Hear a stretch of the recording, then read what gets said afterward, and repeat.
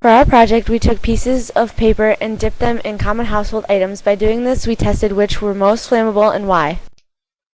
For our first experiment, we tested how flammable vegetable oil is.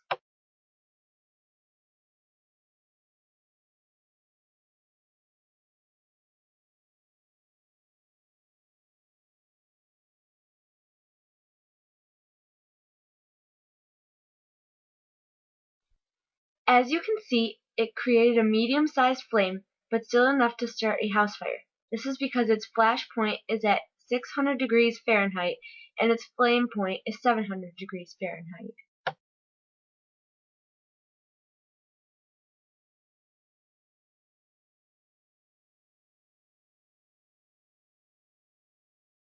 Next, we tested hydrogen peroxide and its flammability.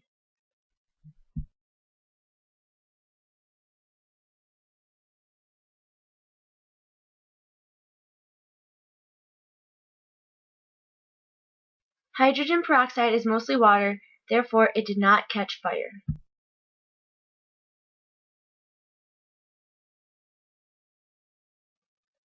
Up next is dish soap. Watch as we light the paper on fire.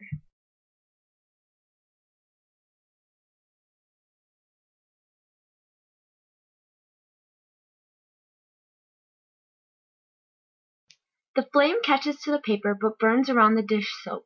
This is because the dish soap does not contain any flammable ingredients. Rubbing alcohol was the most flammable.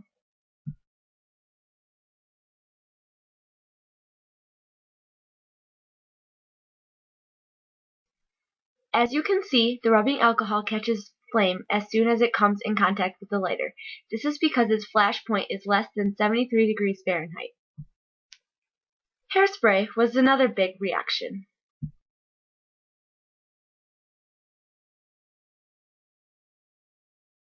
This is because hairspray contains different types of alcohols and hydrocarbons.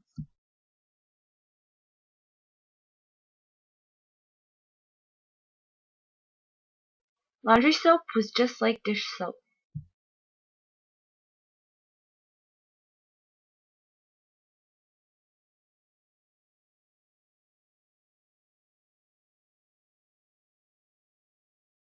It did not catch flame because it contains almost all the same ingredients as dish soap, which are not flammable.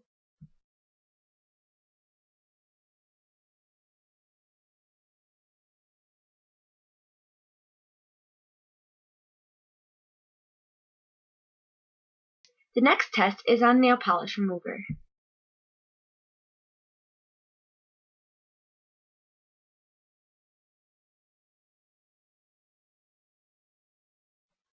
The nail polish remover is very flammable because of the amount of acetone it contains.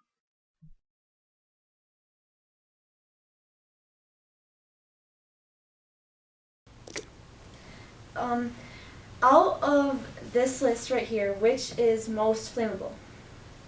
Most flammable would be the rubbing alcohol. And why is that? It's the gases that it gives off. Mm-hmm. When it evaporates in the air, that's actually what is burning, is the gases. It's not actually the liquid.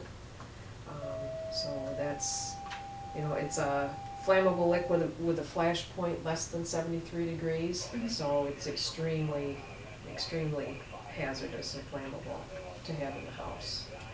Okay. How often do any of these items cause house fires? Out of your list here, the one that causes the most of the fires would be the vegetable oil. And that's because we use it a lot for cooking in the kitchen. A lot of people, they'll get home, start something on the stove, fall asleep, or just forget about it. The vegetable oil, when it splatters, again, that's a combustible liquid. Yeah. So when it hits that fire, that's all it takes. It'll follow right up into the pan, and then, if you're cooking underneath the hood or cabinets or whatever, they're going to start on fire. Yeah. Why is it that these things catch on fire? Again, it's due to either how flammable or combustible they are. Except the oils, those are combustible. They take a little bit more heat to get them started, but as far as like your rubbing alcohols, stuff like that, they're flammable because they're giving off the gases, and those are, all they need is a quick ignition source, and they're on fire. Yeah. And what would be the most common house fires? Where do they start? Most common house fires in the kitchen. And that's just due to cooking and exact. Pretty much, it's all about cooking. Another thing, actually, what starts the most fires in a house is cigarette smoking or smoking. So, but out of your list, it would be the kitchen fires. That would make a lot of sense. Well, thank you. You're for welcome. This. Yeah. As you can see, some household items are more flammable than others because of their flash and flame levels and because of the ingredients they contain.